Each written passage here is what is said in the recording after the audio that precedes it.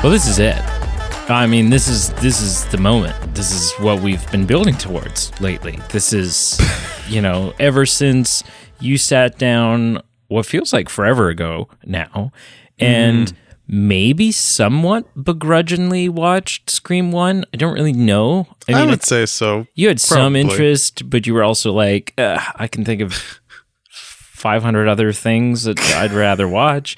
Yeah. And then we're gleefully surprised at how much you enjoyed it, and that it was actually just exceeded expectations. I think is fair. It tapped into a curiosity. Yeah, and so you were like, hey, this is actually pretty good. And then I was like, well,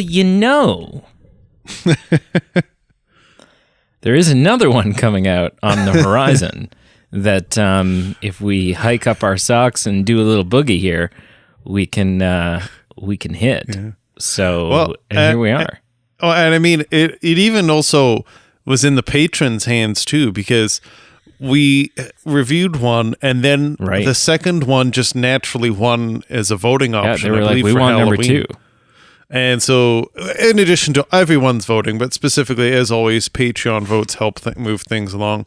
And so 2 won, and then that kind of pushed us and nudged us along to say, let's do it. Give the people what they want.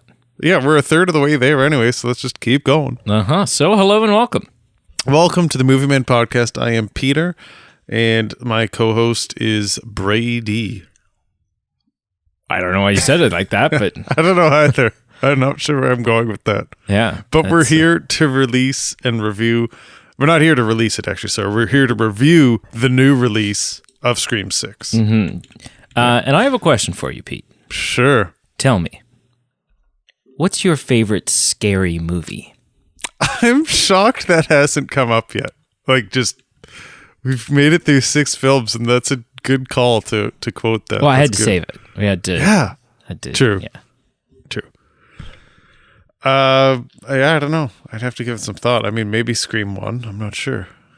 Really? Of all scary movies? I don't know. Yeah, it's just hard to say, right? I would have to. Ironically, I have not given it much thought. I've heard it said 6 different times in 6 different movies recently, but I've never given it much thought. And it's if there's something a bit more creepy and surreal, like maybe The Witch. I know it's not technically a scary movie, or if I'd go something like one of the Scream movies that's not really scary but kind of entertaining. Yeah, I don't know what angle I'd go with it. That's a tough. I don't know what the answer is. Do you have an answer?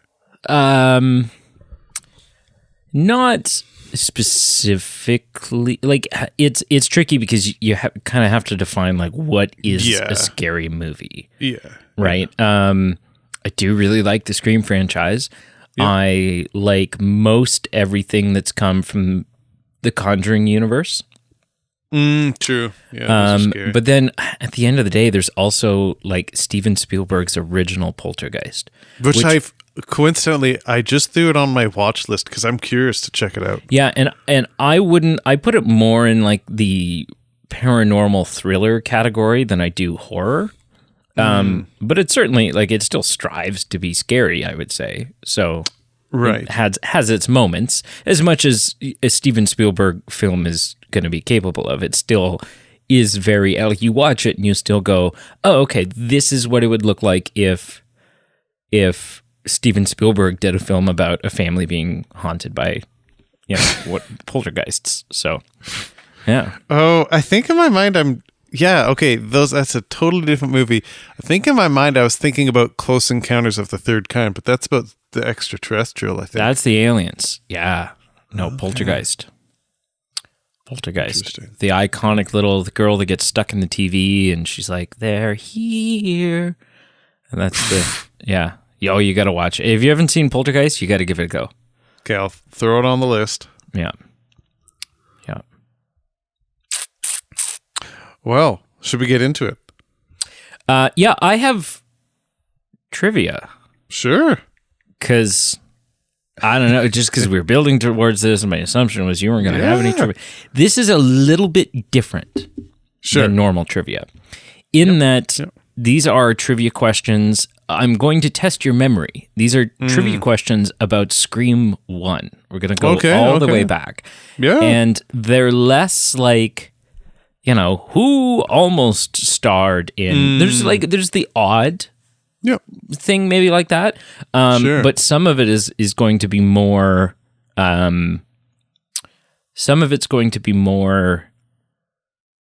like, what was this character's, which character was this character related to, type of thing. Sure. So really testing your memory. Yeah. I have several, but they're all pretty rapid fire.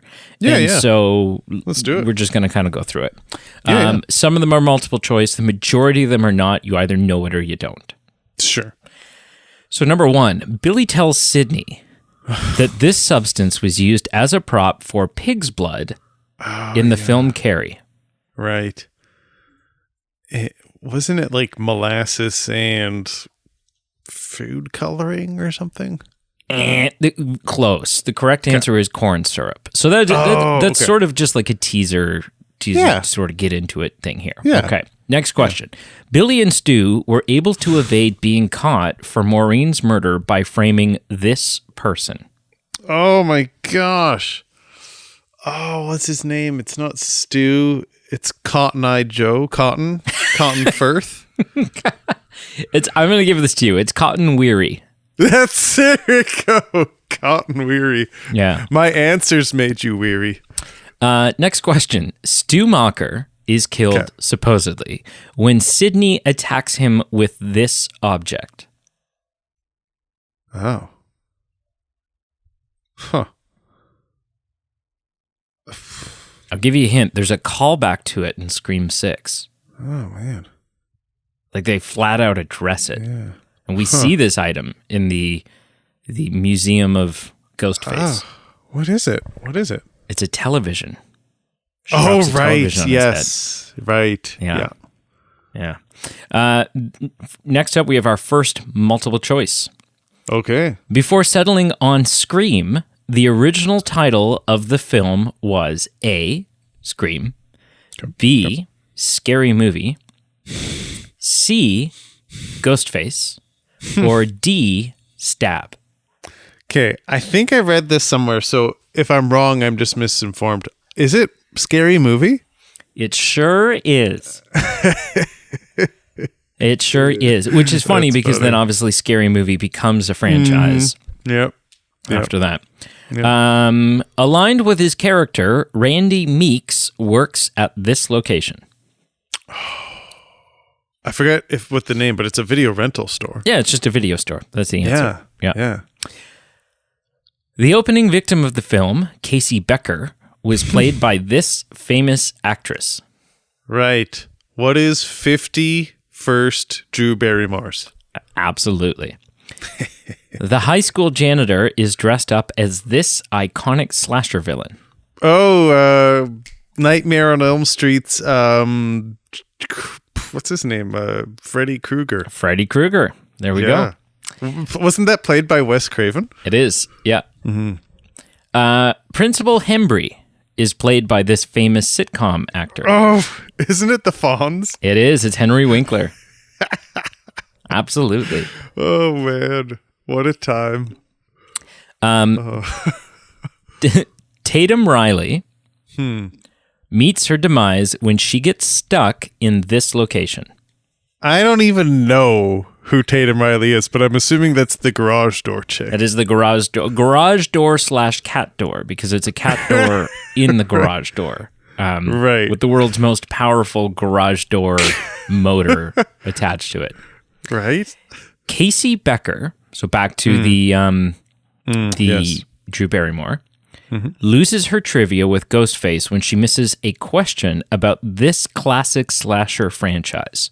Oh. Is it about Halloween? No, it was Friday the 13th. And the question was, who was the original killer from Friday the 13th? And she says Jason Voorhees. And he says wrong. In the first Friday the 13th, it was actually Jason's mother, Mrs. Voorhees. Interesting. It's a fun little, tidbitty. After killing Casey, Billy creates an alibi for himself by going to this location. Say that again. After killing Casey, so Drew Barrymore's character, yeah, Billy creates an alibi for himself by going to this location. Huh. I have no idea. I'm just going to say the pool hall, but I'm just making that up. It's Sydney's house through the bedroom window, and he tries to initiate a little freaky, and she's like, no. Oh, I'm not sure if I ever aligned that those two things synced up, but that's interesting. When Sydney is first on the phone with Ghostface, she tests whether or not he can see her by doing this silly action. Is it flipping him the bird? No, she picks her nose. Oh, I don't remember that. Interesting. Yeah. Where does the big party in Scream take place? Oh, I mean, it's a house, and it's there in Scream 5. And in Scream 3.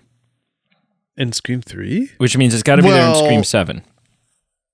Yeah, it was like a fake set, though, in Scream 3. Yes. I don't know. Old house on the left. I don't know. It's Stu Macher's house. Matthew Lillard's character's house. Okay. Which is the whole, right? Because then right. Riley's family owns Stu Macher's house, and that's part of what drives her craze, right? A little weird. Sydney does this to Gail after she tells Sydney she will send her a copy of her book. Punches her in the face. Sure does. Right in the face. Right hook. What do we got here? Let's do a couple more. Yeah. That one's too easy. What is Billy's motive for his murders? He is upset that Sydney's mom dumped him or something.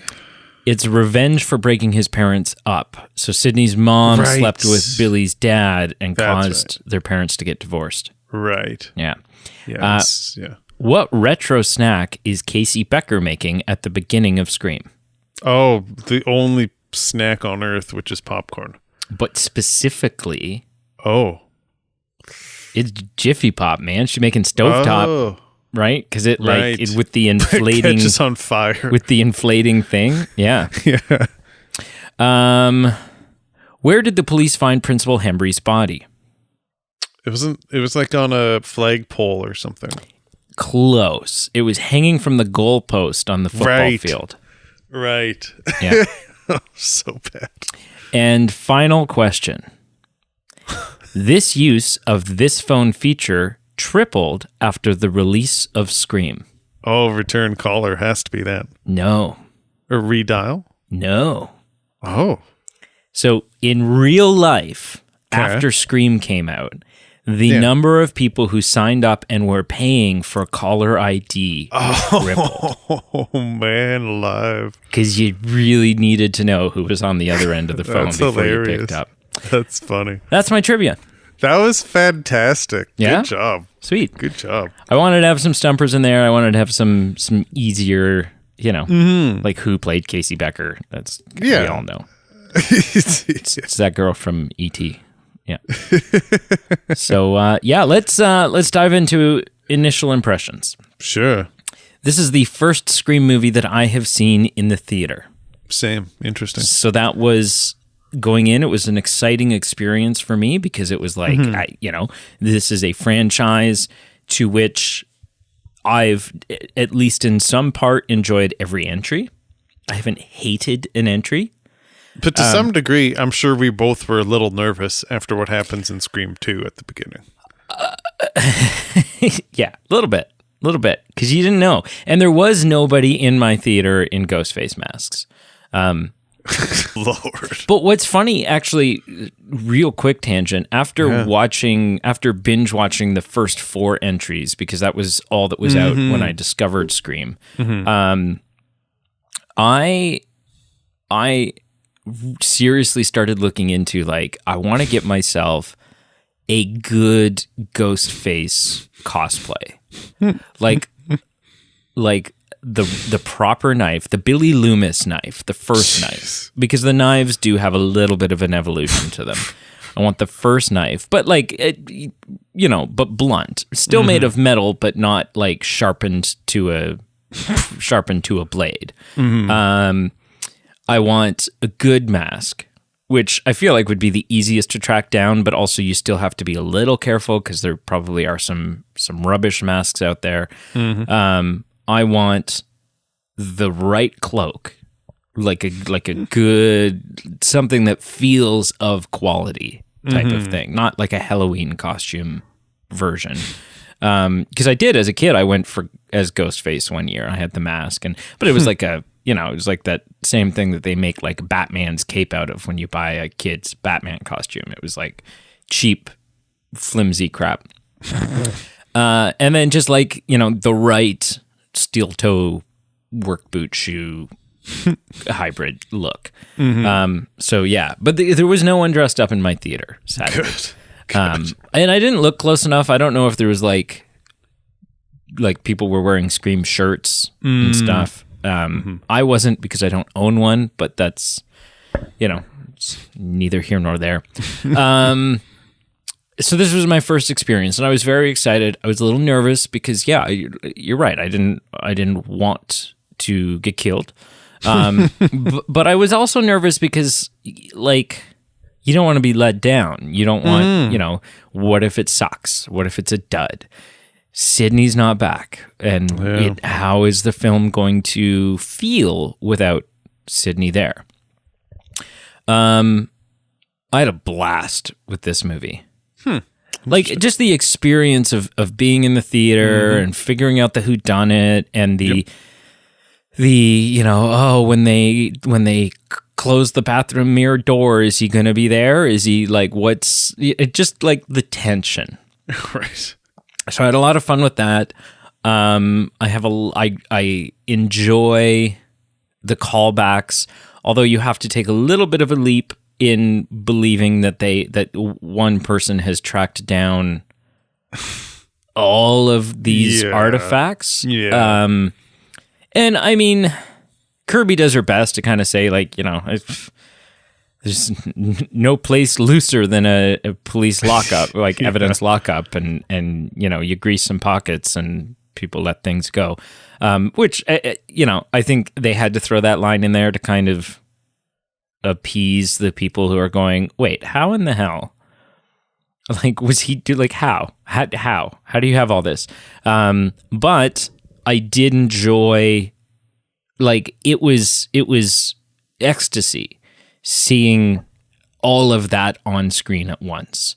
That was fantastic. The added sort of layer to the mystery, which was that we are starting now and working our way back through Scream films.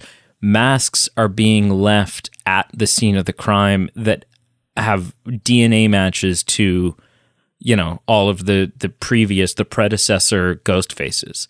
That to me was like, what is happening? Like, it was just this, and you knew it was all building up to the Billy and Stu mask, but you didn't know how or why or what was going to happen. And yeah, it was, I really, really, really had a lot of fun, and did not walk out of this movie disappointed. What say you for your initial impression? My initial impressions for Scream 6, I will say the journey was more fun than the destination. I made it to the end credits of this film, and I just thought to myself, I think I'm ready to be done with Scream for a bit. I didn't think it was a bad film. Didn't regret watching it. But I feel like number 5, a few things that I didn't like. Like number 5, I felt like it was a little too graphic for my taste when we got that right in the early on. They definitely up it again. They definitely up it. You get like pictures of people's colons hanging out and like people getting stabbed in the face. And call me old fashioned, but I liked Scream. I felt maybe it's just maybe what I'm comfortable with and I'm like idolizing it in my mind, but I felt like number 1 was a bit more tame. So it's a bit graphic. I feel like when these films have like the sequels, and I'll compare it like number 2 and then now number 6. Whatever it is about when these sequels go to the college themes, there's just something there that's just, I don't like how it translates. Number 2, I didn't have fun with when they went to college. And for some reason with this one, it's more of a coincidence, but I just think it's funny. And yeah, there's just something about the only returning cast member was Gale Weathers. And I feel the way they used her was just a little bit ruined for me. Like, I feel like her bit is done because they make her standing in this show go up and down and up and down like a yo-yo. Like, you look at one film and she's reputable because she's, won the belief of other characters, and then the next film she's an antagonist, and back and forth and back and forth. And this was no different. Like, she starts and she's very antagonistic towards our other main characters, and I would have just liked for her to be used. Like, she's the one tie-in character. Have her just seamlessly join in, and I don't know. I think that worked a bit against me. So I feel like I cared about this film about as much as Courtney Cox cared for her boyfriend when he died. Ouch. I'm just kidding. Maybe not that harsh. But I thought that was harsh. When that happened, like, she did not seem to give 2 craps. And I was like, girl. Like. Yeah, I mean, yeah. But I mean, in that moment, I think she had the head on her shoulders to know, like, what? I don't have time to grieve. And there's nothing I can do. Yeah. Yeah. But yeah, I say with Scream 6, it's either the least favorite of the 6 or the second least favorite. I can't quite decide, but it's not near the top for me. Interesting. Okay. So we're gonna have a fun episode here on our hands. I echo. Let's start by we'll start by talking about cast, because that's where we normally go. What we do. Yeah. You, as mentioned, we have Courtney Cox returning as Gale Weathers. Yeah. Always good to see her, even if you didn't like her character. It's like it's that tie to number the 1 original. Yep. Her bangs are fine. She's got okay hair in this, appropriate for her age hair. We have Melissa Barrera again as Sam Carpenter. I'm beginning to really enjoy her as an actor. I'm starting to come to enjoy, like, I enjoy the fact that Sam is a through character. Yes. And it makes sense because Sam, like, unless you're going to kill Sam has such a strong tie to what's happening because of her lineage. Yep. Yeah. We obviously have the wonderful Jenna Ortega back as Tara Carpenter. Jenna Ortega is top of the world right now because of the things she's starring in, and I think that she deserves every bit of it. Like, I don't know. I enjoy seeing her on screen. I think she's a really good actor, and yeah, this character, and specifically the dynamic between the two sisters, I think is something that adds a layer of conflict, sort of, to the like a non-life threatening conflict to the screen. Yep. We have the return of Jasmine Savoy Brown as Mindy Meeks Martin. I love her character. Yeah, I really like. She's warming up to me too. Especially, like, she's got that Randy. She's filling that role of Randy. Yeah. And towards the end of this film, like at the end of this film, the climax where she's like, I was wrong again. Like, she's like holding her gut. She's bleeding. She's in real bad shape. And she's like, I was wrong again. I missed the monologue again. Like, she's just like, she's sort of the conductor of the meta-ness in this film, right? She's the one that's given the lines that sort of carry that sort of meta through point. Yeah. And we have the return of her brother, Mason Gooding, as Chad Meeks Martin. Which is great, but I honestly was just, again, so happy he was still even alive. Yeah. Like, really. Yeah, because I was like, I was totally on board for the relationship in this. I was like, he seems like a really decent guy. And like, they seem to really care about each other, and this is fun, and Well, I'm even talking like I'm happy he survived, because I feel like at the end of number 5, it's left a little ambiguous. Yeah, I'm like, I wouldn't be surprised if he's not in number 6. So I was happy he was in number 6. We of course have, and you have to. Like, I don't know how you could do this otherwise, because the voice change. I wish the actual voice changer existed with this kind of superhuman voice changer abilities. And you literally take anyone's voice, including a female voice, and turn it into this like "Hi, Cindy" kind of thing. But you have Roger Jackson back as the voice of Ghostface, Right. Yep. and it's just perfect. Like, it's such a great voice for what this is. We have the introduction of Dermot Mulroney as Detective Bailey. Now, do you know him from anything? Because we're sitting in the theater. So he was in a couple of things. He was in like 8 episodes of Chuck for the Chuck fans out there. Or not Chuck, sorry, New Girl. He was in 8 episodes of New Girl for the New Girl fans. And then he's just been in sort of a smattering of things. He was in Shameless. He was in the Purge TV series, 4 Weddings and a Funeral. I'm trying to think what else. He's been in a bunch of things. Yeah. And so he's a fun sort of presence on screen. We have Jack Champion as what we come to understand is his son, Ethan Laundrie. We have Liana Liberato as the daughter, Quinn Bailey. We have the return of Hayden Panettiere as Kirby Reed. Yeah. And that was fun. She was fantastic. It was a great return, and there's some fun like double twists that happen in there that we'll get to. Yes. At the start of the film, we have Tony Revolori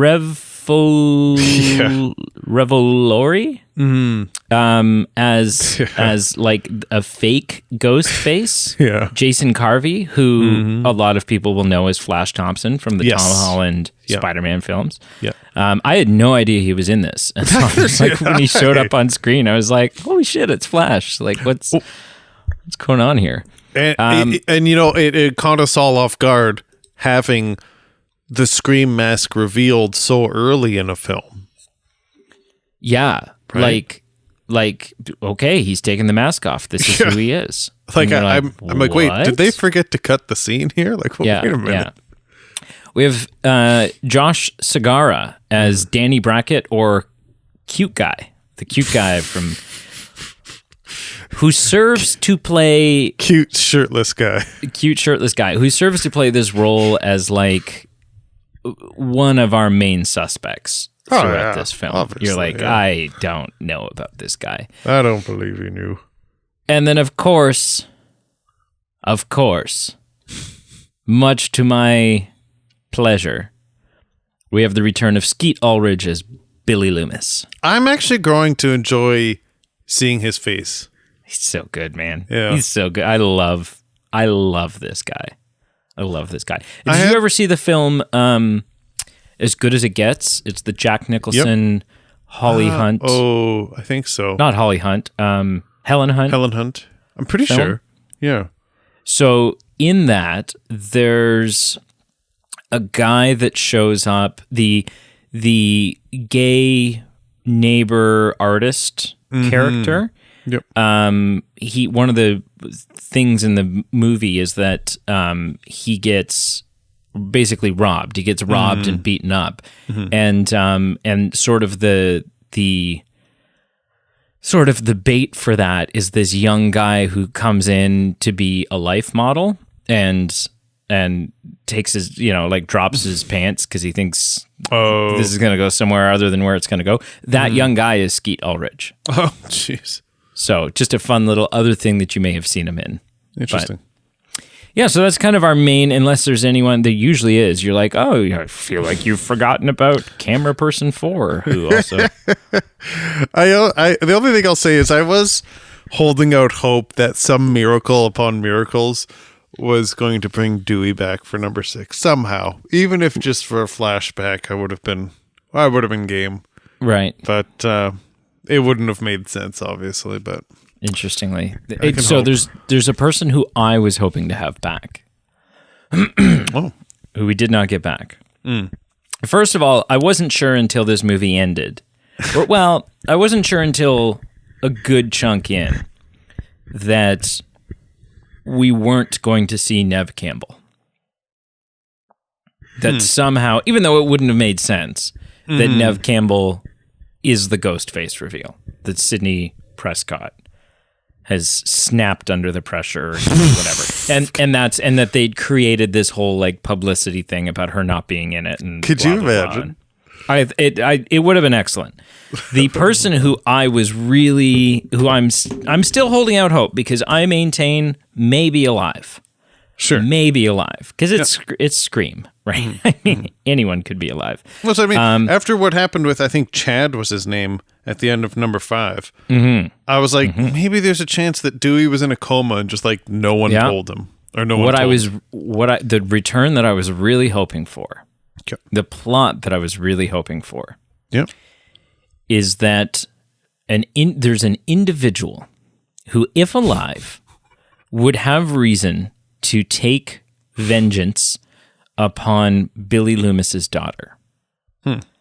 And that is one Matthew Lillard as Stu Macher. For the way that Billy stabs him and like kind of like goes a little too far and you know. And so I was kind of hoping Stu Macher was still kicking around. And we haven't seen him yet. It doesn't mean we won't moving forward, but you know, there you have it. Can I say something? We're kind of jumping the gun here, and we'll get to things when we get to them.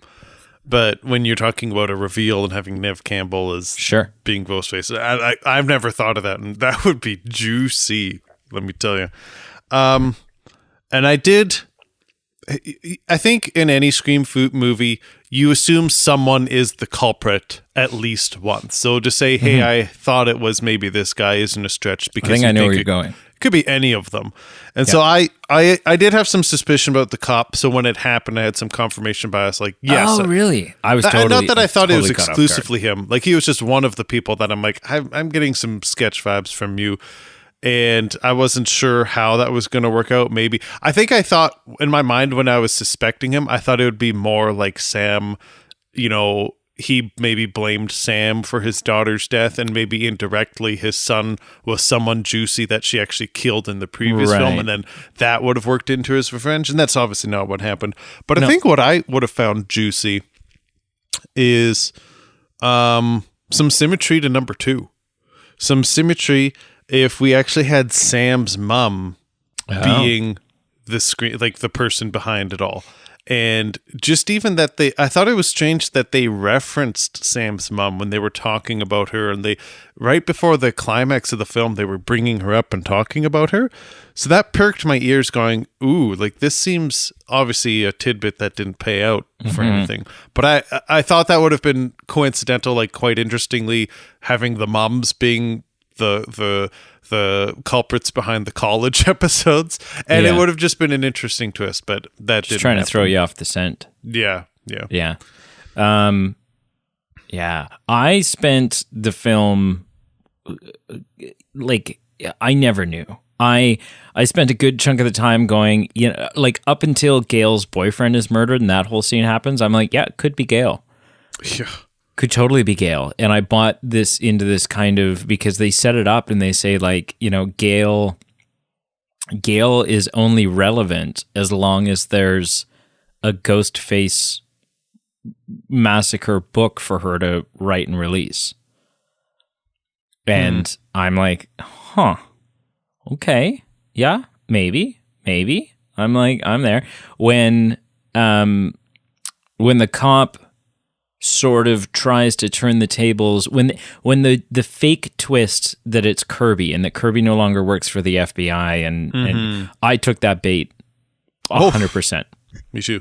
I was like, oh my gosh, here we go. This is terrifying because now they're trapped in this. Buckle up. They're trapped in this kill box with her, and like, and it seems perfect. You're like, oh yeah, like it does seem odd that Kirby's just kind of come out of the blue and is now a part of this, and she's all of a sudden back, and like, why is she all of a sudden back? And so yeah, I bought that entirely.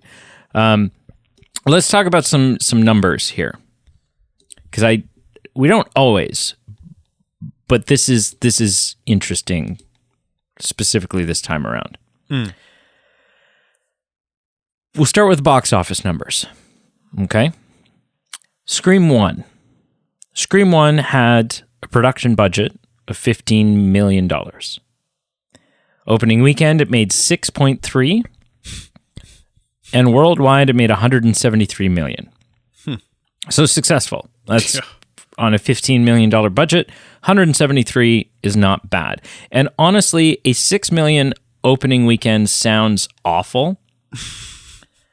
But for an unknown horror franchise in the late 90s, it's about what you would expect. Like, it's really not, horror films face the struggle of, well, not, you can't take the whole family. And so it's not bad. It's really not bad. Scream 2. Okay. Scream 2 had an opening weekend of 32 million. Wow. So quite much larger. Yeah.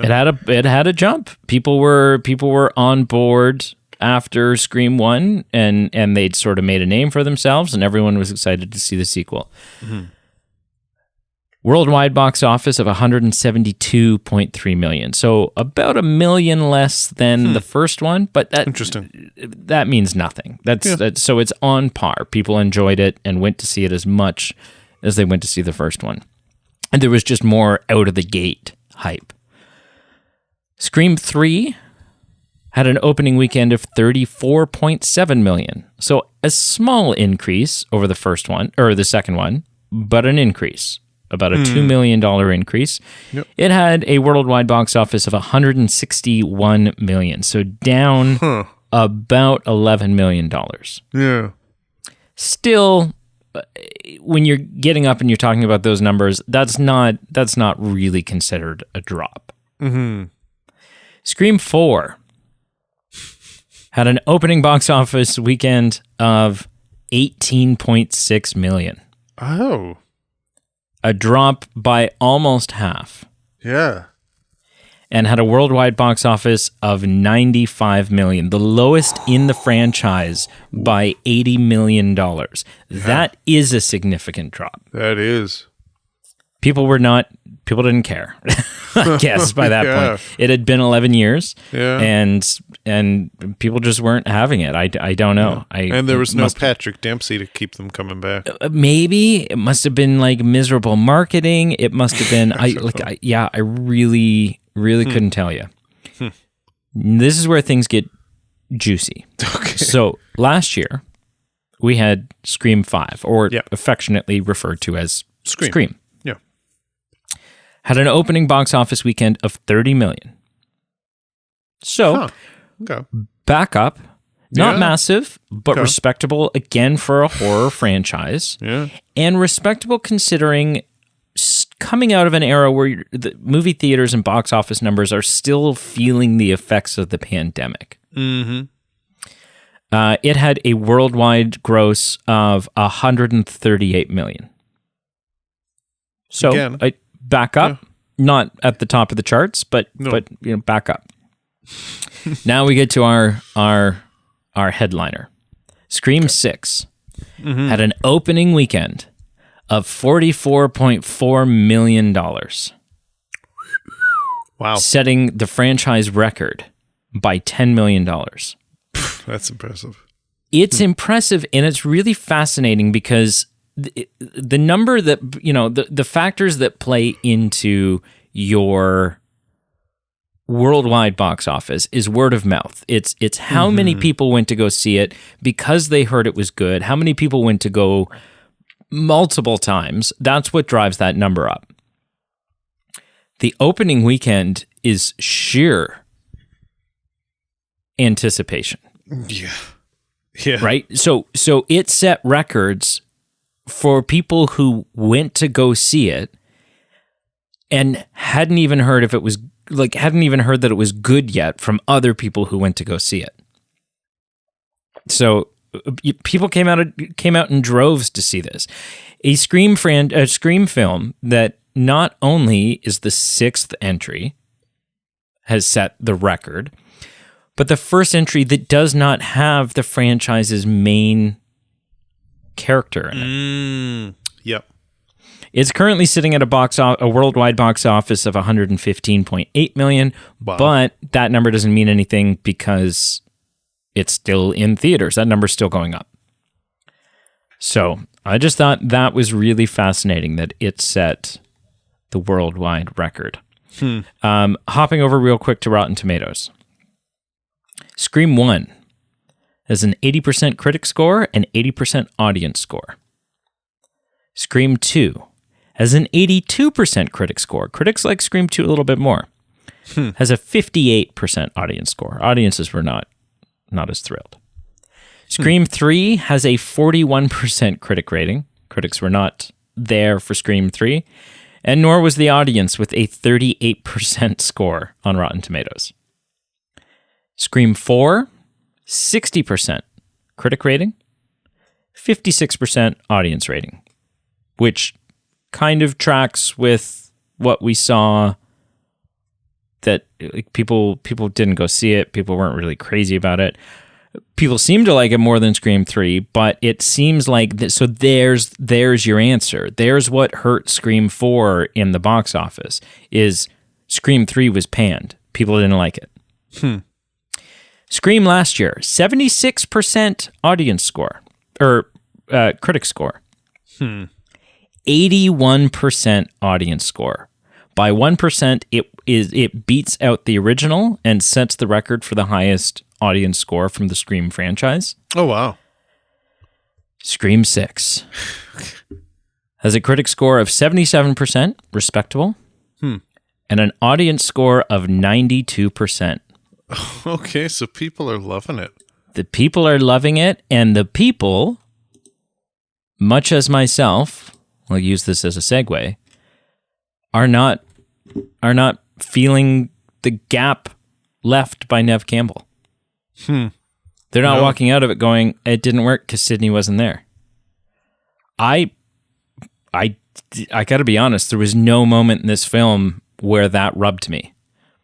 There was no moment in watching this that I was like, it doesn't make sense that Sydney's not here. I felt like the last one was, if anything, it felt weird that Gail was here. I felt that Scream 5 served as the appropriate passing of the torch. Yep. And that, it was fun that they threw in that little explanation where, is Sydney coming? No, she's taken her family and she's gotten somewhere safe. As she should.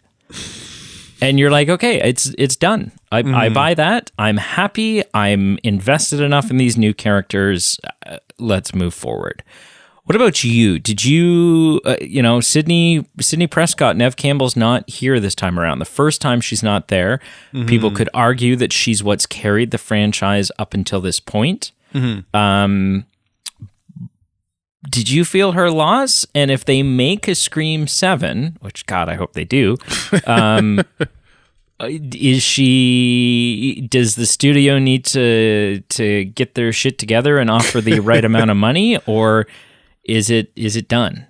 Yeah. No, I think I'm in the same boat as far as I don't think I really missed her. I didn't dislike her in the other films, but I do feel like the torch has been passed appropriately. And I am getting to grow and appreciate the characters that we do have, these new characters. I feel like they're a diverse crew in that it kind of spreads out the load. It's not so much just the one main character anymore. It's the core four. And so with that, you get a bit of a diverse portfolio. You get different actors bringing different comedic elements and different story fun elements. And I think I'm enjoying that vibe just in volume more than just the one Neve Campbell. So I enjoyed Neve Campbell. She had a good run, but I'm okay if she doesn't return to number 7.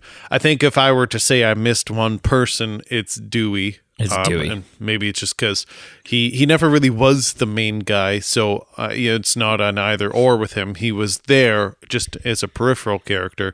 And so I'd be fine with these new sets of characters that we've adopted in number 5, and I would love to just find a way to get Dewey back in there and just be his peripheral side helper character. But I'd say I'd rather have Dewey back before Nev. Sure. This is the first film that doesn't take place in Woodsboro. What about number 2? Okay. So sorry. This isn't the first film that doesn't. This is the first film where we don't see Woodsboro at all. Oh, okay. That is set much further away. Sure. And the first film because the second one doesn't take place in Woodsboro, but I would say the setting of the second one isn't really a prominent set piece. Like up until this point, Woodsboro has been a character in the franchise as much as anyone else has been. Sure. And this is the first film where the location serves as a character, New York City, and is not Woodsboro. What did you think about the change in setting? Yeah, I already hinted that I didn't like, going off to college again because I didn't like it in the past. So I would say I do miss the Woodsboro feel. And even though we had it in number 5, it's not the same as it was in the 90s. What I'll say is I have nothing more to say about my dislikes. I would have preferred to be in Woodsboro. But what I will say is something I did like that this movie pulled off being somewhere else is we're in this urban center, right? Wherever they are. I guess it was New York. It's New York City. Yeah. Yeah, it's the college. They're off to college and they're in this. Not gonna, at least by my approximation, be a cheap college. Like they're no, yeah, they're doing all right by being able to afford post-secondary in New York City. Yeah, but even though they're in such an urban center and every scene almost has a lot of people, I liked what they were able to do with these urban scenes, but still have elements of isolation. So it's not an abandoned house like at the end of number 1 where everyone's left the party and it's just a few people and there's no one to call for help for. In all these urbanized scenes in this one, whether it be the subway where our character gets eventually stabbed, or whether it's a frightening scene. Oh yeah, or if it's in the beginning in the restaurant scene, our characters are always plunked right in the middle of a group of hundreds of people, and yet the creative team, whether it be the director, the writing, etc., they've actually still been able to have this measurable feeling of isolation in our characters that is unchanged from times previous when they're in a more remote area. So although my setting wasn't the ideal in this, I did actually like what they were able to accomplish, still getting that isolation. Mm-hmm. I loved this setting. I thought that New York provides this interesting new dynamic where New York City on its own, if you're new in New York City can be scary. Sure, that's true. Especially at night, right? So there's that dynamic that's there. There's the dynamic that, you go, because it's New York City, you go into these stores or wherever, and everywhere has got like 3 or 4 entrances. And so right. Yeah. It's harder to secure a location. It's harder to, like, Ghostface could be coming from anywhere. Yeah. And so I think that added a really cool kind of dynamic to it. Yeah. And also I think at a certain point, like, as much as I love Woodsboro, at a certain point you kind of have to go like, what is the believability here? Right. Like, how many times is this going to happen in one backwater town? Yeah. Right? Like, yeah. Anyways. Yeah. It is a more gruesome film. It absolutely is a more gruesome film. That, as I sort of alluded to in Scream 5, that works for me. Sure. I thought that it's just more realistic, right? It essentially is what it comes down to. They're showing you more. They're not necessarily making the kills that much more gruesome. They're just showing you camera angles and ramifications of these injuries in a more revealing, realistic kind of way. There's some exceptions to that. There are some truly brutal, like, I think not my favorite kill, but my favorite moment as far as like, oh, that's intense from a kill standpoint is I can't remember who it is that's getting murdered, but a knife goes into someone's abdomen and then gets like pulled up within the abdomen by like 4 or 5 inches. And it was just like, yeah, I think that's, for me, refreshing in the Scream franchise, because it's like, I want a little bit more confirmation. Like, that's someone that I can look at and go, okay, you're dead. Like, you're not going to show up later in this movie. You're definitely dead now. If we could just get a scene that flashes with like a sheet going over someone's face, that's enough confirmation for me. Oh, but that doesn't mean anything, because there was a sheet over hang on. Hang on. Which film? In this one. Oh. We get a sheet over Quinn's face. We believe that Quinn is dead. Did we see a sheet over Quinn's face? I'm pretty sure we see the stretcher in the alley. And now it turns out that it's not Quinn's body, because the detective got in there and switched I don't know how he did that. Which I didn't buy at all. I'm like, really? So he just had a body just hanging around that he was able to somehow swap in there? I didn't buy that. Well, I mean, they're well thought out and planned in what they're doing. But anyways. Yes. So a sheet over her face doesn't mean anything. But we didn't say. I agree with what you're saying. Things happen in this series, but I would say if you physically see the sheet over the face, that can be confirmation. But I understand what you're saying. Things happen. I find it really fascinating, because I find it fascinating your disinterest, your dislike, your negative review for some of this gruesomeness, because I'm going to ask you this without going into detail about, who you are, what kind of ice cream you like, and where you work. Yeah. We've alluded to in the past that you work in the healthcare industry. How many times a week, or we'll go a month, on average, just ballpark it for me. How many times a month do you see the inside of a body cavity? More than once. Okay. I think so. You're no stranger to guts and blood. And I think that someone's brought this up to me before, and I think what the difference is just like, I don't enjoy seeing people suffer. Right. So if Ghostface had an anesthesiologist, an epidural. Go to sleep, Cindy. Then you'd be like, what's your favorite epidural? Yeah, would you?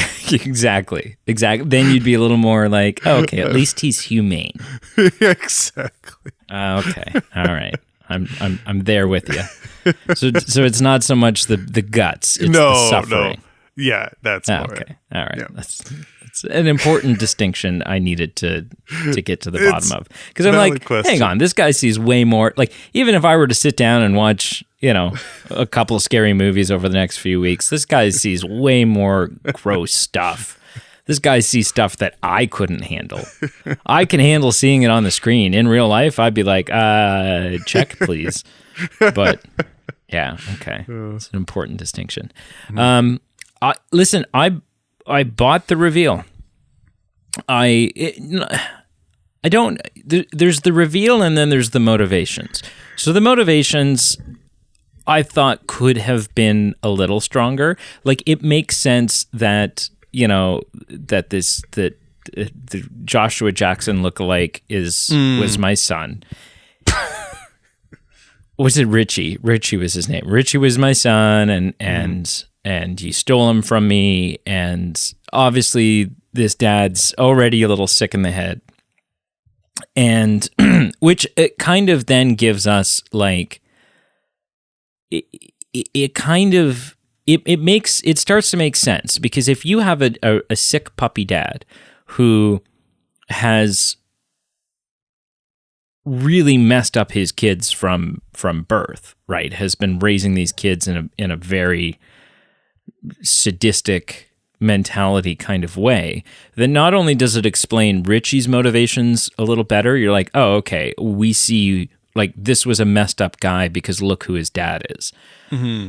But then also it allows you to buy into why this has become a family affair, why Ethan and Bailey are there as well, wreaking havoc, because you know, like your parents are responsible for so much of like what you believe, and you can break free from that. Sure, people do all the time, but you have to put in that work and effort, and you know, if you've really drank the Kool-Aid on whatever this craziness is, then you're going to be right there with it going along. So So the motivations, I thought, for me at least, could have been a little fresher, a little more, you know, whatever. But I did not suspect the cop at all. I thought that he was on our side. I thought he was a little, you know, like, he's got one line in this film after Bailey dies where he's like, you mess with my family and you die. And I'm like, whoa. Which is actually wicked foreshadowing now that I think about it, because that's the whole motivation here, to hunt down Sam and Tara. Mm-hmm. But I did not suspect him. I thought he had a couple screws loose, but I thought he was a good guy. For sure. You know, also, that he's just so freaking chill when they steal his cop car. I'm like, what? Exactly. Like, what? Yeah. Like, he's like, oh, you kids. Yeah, you can't steal my car. It's a cop car. Like, yeah. And then they just drive off. I'm like, that's it. Like, yeah, this is okay. But he was already kind of working outside the law at that point. Like, he'd been taken off the case, and you know, so it's not exactly like he could phone it in. No, for sure. Right? His ass is on the line. Yeah. And so, but I did not suspect him. I totally bought that it was Kirby. And then you've got that great moment where it's Kirby and him, Detective Bailey, and they're like at gunpoint with each other. And you're like, I don't even know anymore. Yeah. Right? Yeah. Like, you're like, I don't know who to trust. It had that, and I can't think of a specific example right now, but like you see it in the movie sometimes where, like, you know, one person's like a shapeshifter, or or they're twins or whatever, and it's like, no, I'm Jessica. No, don't listen to her. I'm Jessica. Shoot her. And your hero's sitting there like, what? I'm gonna shoot you both. I don't like. And so I was like, I don't even know anymore. And then the fact that Quinn is alive was an excellent reveal. And you start going, we never saw her get stabbed. We just see her body, her supposed dead body, pushed through the door and like hit the ground. But that's easy enough to fake.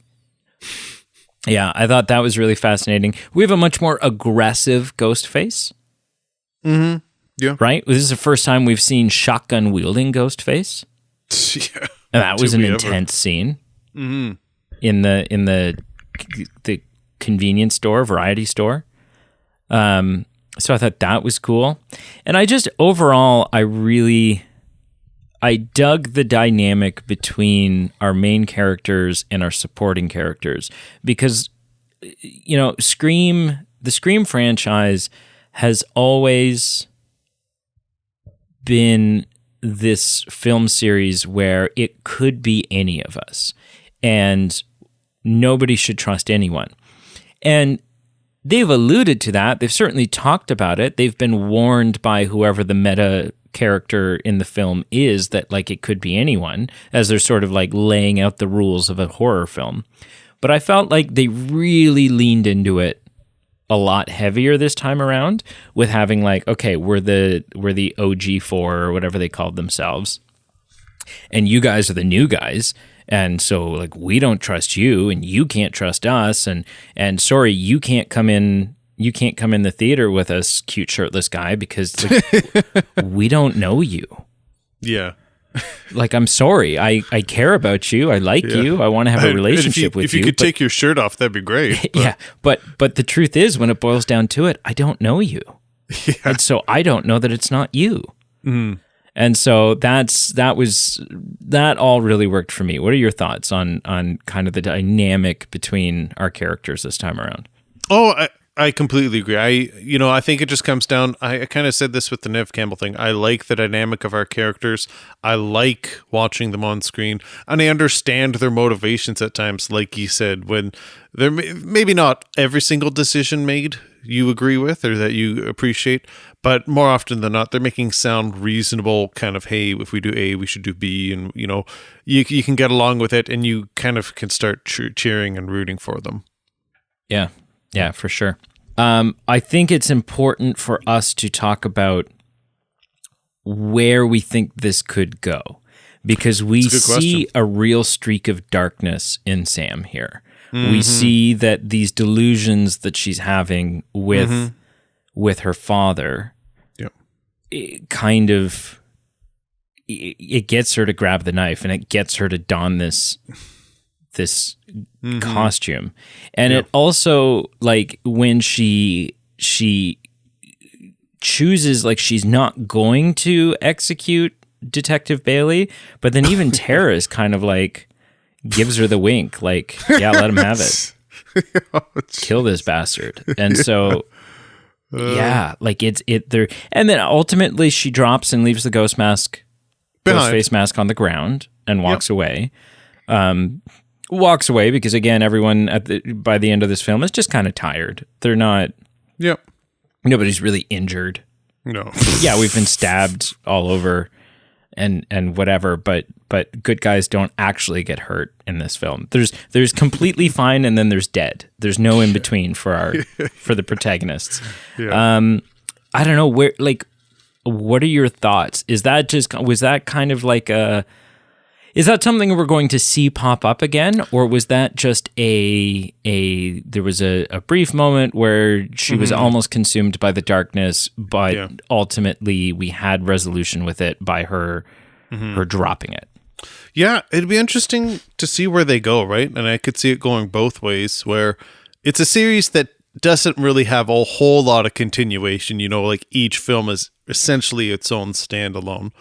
But on the other hand, they have been hinting towards this even a bit in number 5, and then obviously in this film too. So I could see that becoming a theme of her fighting this darkness, or even giving into it or not giving it into it. So I could see it going both ways, honestly. Yeah. Cool. All right. Yeah. Well, sir, on a scale of 0 to 10, how would you rank Scream 6? I gave this a 5 out of 10. It falls right down the middle, and I can't decide if it's the least favorite of the 6 or it's the second last, like if it's number 5 out of number 6. I had some interesting things, had some things I would have done differently, and there were as much things as I disliked. There were things that I liked, and I would say that the intro was such a twist that I appreciated seeing the mask coming off the killer. And I before I panned it to you to what your score was, I think I would have had fun with the twist of this nature, where if we see this woman leaving the restaurant, instead of having it play out like it does kind of to be the traditional twist, she's the killer. Not even that, but that is an interesting twist. I would have liked it if it had, because we were all thinking it's a bait, it's a scam to get her out of the restaurant. I would have liked it that if she had ended up being completely safe, that it was the person on the other end of the phone who actually got killed just coincidentally by a scream face. Right. Which does, but not in the alley. Yeah, exactly. Yeah. But yeah. Interesting. But yeah, I was so glad that we abandoned, because right at the beginning, it seems like what they're setting up the motive of this film to be is like, hey, we got to finish Richie's film. And I was like, can we drop that? Thank you. Because I really hated that motive. I was like, I just don't buy it. Please. What did you give it out of 10?